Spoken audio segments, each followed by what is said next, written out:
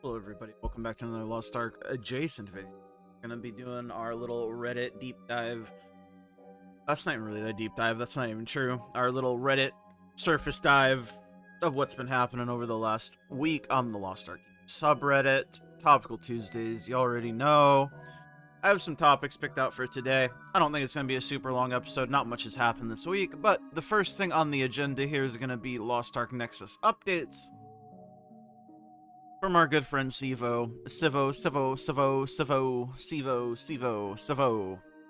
Hello everyone, just wanted to add more resources to Nexus for people to use since we've been getting a ton of newer players being sent to the site. You can favorite any resources you like, so they're pinned at the top for easy access. Supporting guide, lostark.nexus/sup or /support. The thing about Lost Ark Nexus is all of their links are very simple. It's always going to be lostark.nexus/ basically whatever you can think of that would abbreviate the thing that you're looking for probably works. So if you want to go to like Berserker Guide, Zerk works, Zerker works. If you want to go to War Dancer Guide, WD works, War Dancer works, etc. You get the point. Very easy links. They also have the central hub for the links, just lostark.nexus, their main page. Lostark.nexus is a great resource for basically all the community guides for all classes in the game. And now it looks like they also have a bunch of extra shit. They've also added Max Rolls Guardians Abyssal Dungeon Guides for any players who are struggling with that content, as well as redirecting for horizontal. They also added Stone Calculator, Crafting Calculator, LA Tools, nice, love that. Codex, Lost Ark Codex, Max Roll Island Database, and Max Roll Rapport Database. So, basically, lostark.nexus is now the central hub for, like, every single link in existence, which is very good. Having a centralized resource is just super helpful, especially for newer players, and that's something that Lost Ark really needed. Well, not necessarily needed, but could really have benefited from, so I very like this very much. And Sivo seems like a very good person from all I've seen and my interactions with him or them. So, love that. Give it a check. It's good. It's good. It's good. Trust me. Next up on the list is Elfago V2. English is pre-released. Disclaimer, use at your own risk. Elfago is not perfect. It is still under training. No donations, no ads, no subscription. So, they have an English button at the top. What do we got going on here? Let's peep it. Let's pop this bitch into English overdrive. We'll hit it with some dark mode, yeah. Screenshot space not implemented. So let's say, I wonder how target not allowed, ban not allowed. I wonder how it works. Oh, right. So you can ban a specific option if you're going for some 8. And if you're going for 7, you have to target, I want to target, like, attack power or whatever, right? So this is interesting. A lot of people really enjoy, like, overthinking elixirs, and also some people just really want to always pick the best option. This isn't a surprise.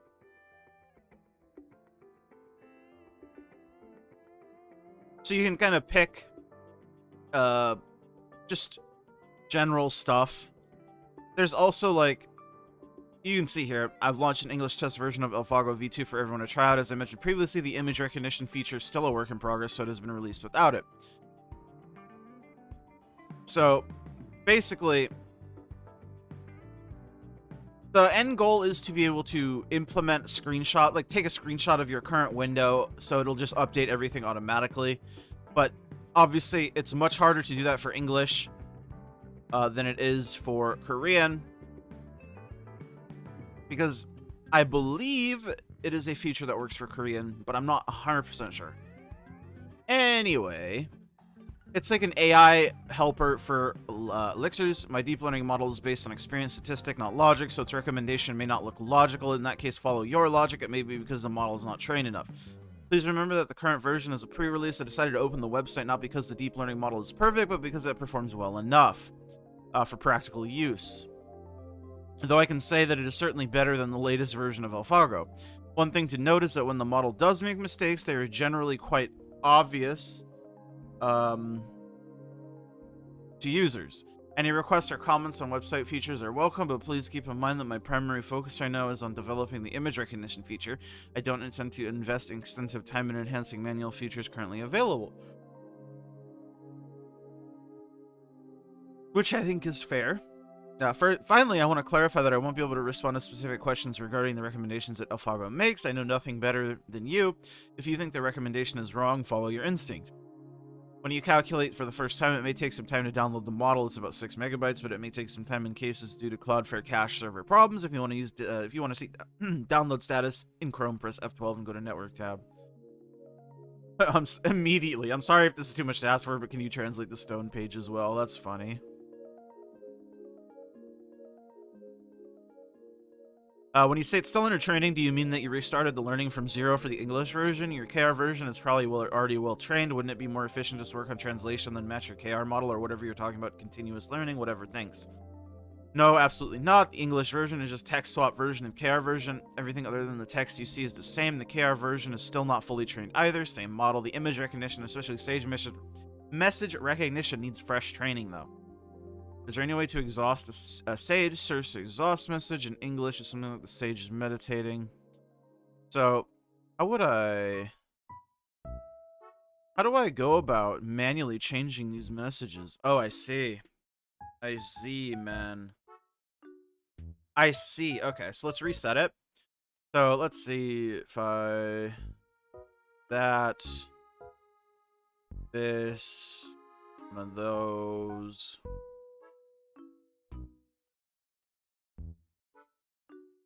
So it would want me to pick this. No, it would want me to pick this. So it's all manual right now, but you can kind of see how it would work. I'm just picking random shit just to see what it would tell me to do. So it would want me to pick that. Just spin the wheel. Oh, that's insane.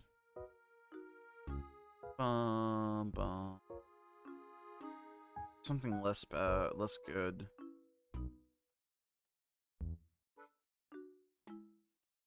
Do something like this. So it would tell me to go over here. Because it's just going for any sum of 9. And you're not allowed to target, and you're also not allowed to ban. Oh, I guess I'm supposed to also be leveling this shit up, too. Like I said, it's completely all manual, but I just wanted to see how, like, the logic picks things. I wonder if I had started leveling up nodes here, it would have picked differently. I don't know. It's interesting. If you're interested in something like an AI helper for your Elixir cutting, this is definitely something you can try.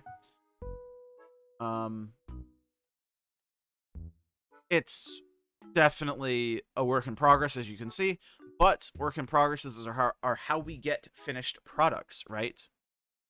And can you use this for purple elixirs too? No, you can't.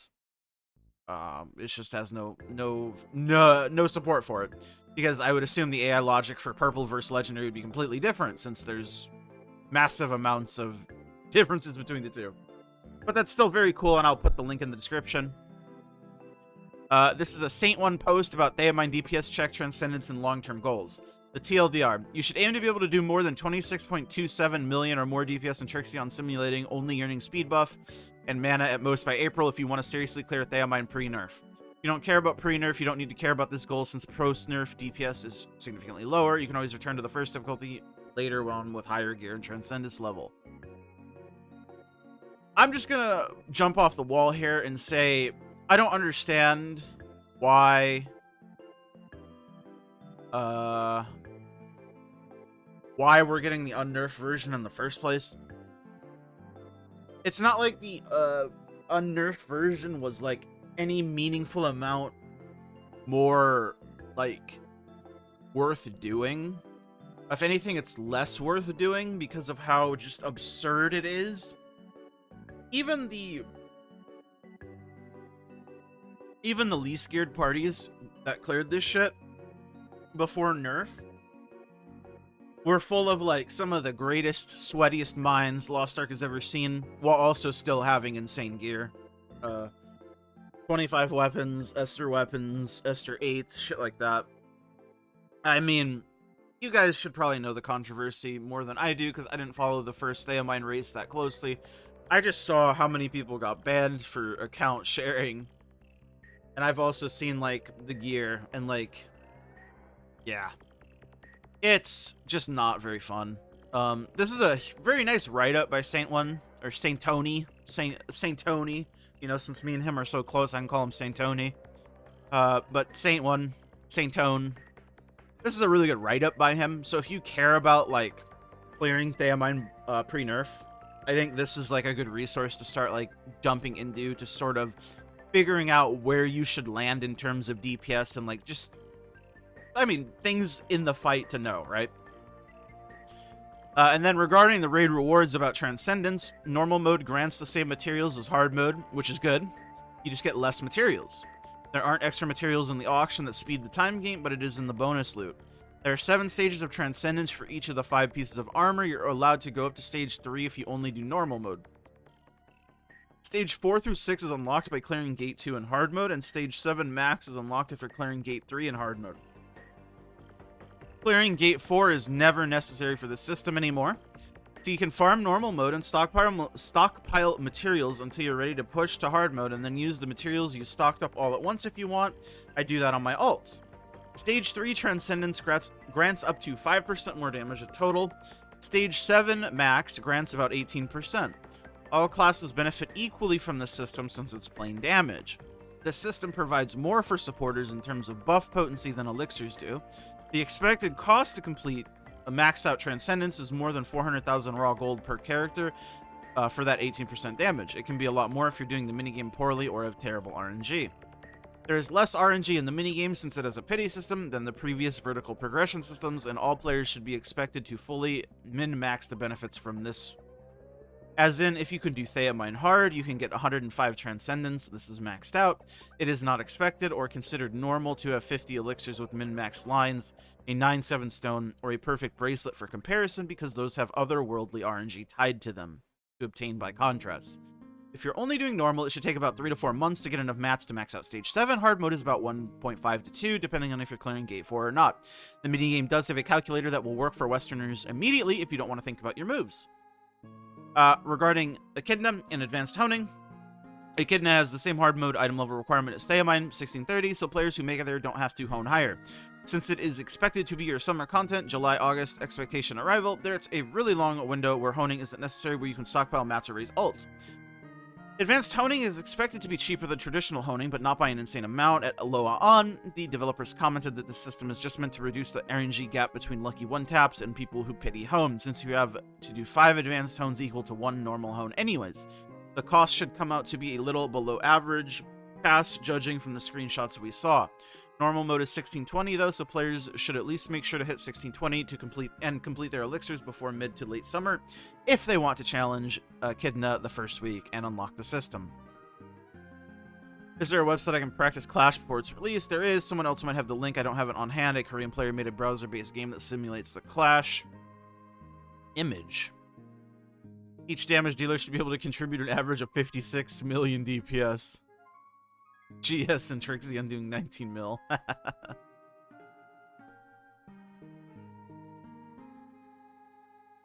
So assuming there's no top 10 races, there's no point in doing the first / pre-nerf difficulty before getting Transcendence gear. That's right. Yes, this is what I was meaning. Like, even if there is a top 10 race, I don't think it's going to be relevant for the vast majority of people like you and I. I don't know. I feel like we have a different environment / culture in our game. I mean, maybe, like, there'll be a couple parties who give a shit about it if it exists, but we'll see. It'll be interesting, and this is a good write-up by Saint, so thank you, Saint. And then last but not least, we're going to end this Topical Tuesday off with Lost Ark Japan servers will shut down on March 20th.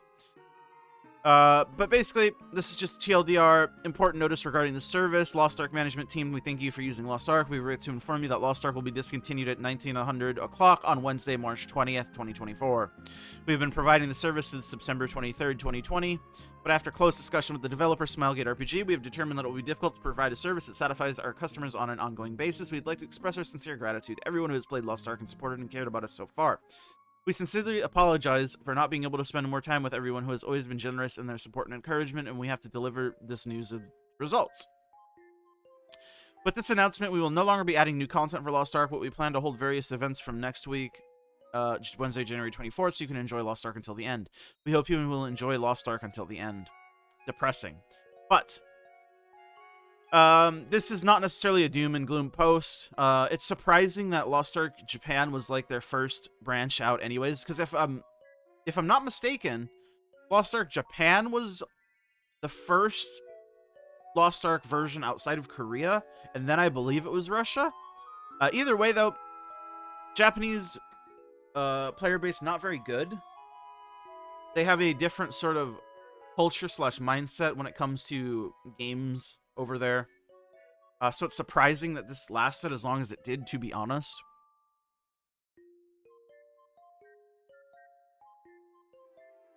Very sad for me, the server will be closed down. I've been playing JP server for 2 years, and it has taught me the most about the basics of playing Lost Ark. Met a lot of different players, but mostly they're very friendly when you can understand Japanese. I found my own static and speak English and Japanese. I play with them like family because they're helping each other from Guardian Reed Tier 1 to Ivory Tower Normal. In terms of event, they give a lot of freebies and codes. Thank you for the service so far. I will keep the memories. Oh, that's sad.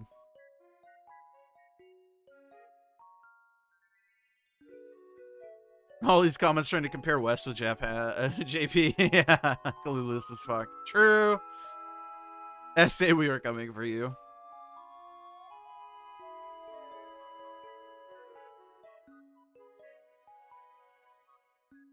But I think that's going to be it for this week's Topical Tuesday. Thanks for hanging out with me, you guys. And hopefully you guys, I don't know. Hopefully you guys had some fun with me. I'll see you guys all in the next one as always. And thank you for spending your time. XOXO Gossip Girl. Adios, my friends. Mwah.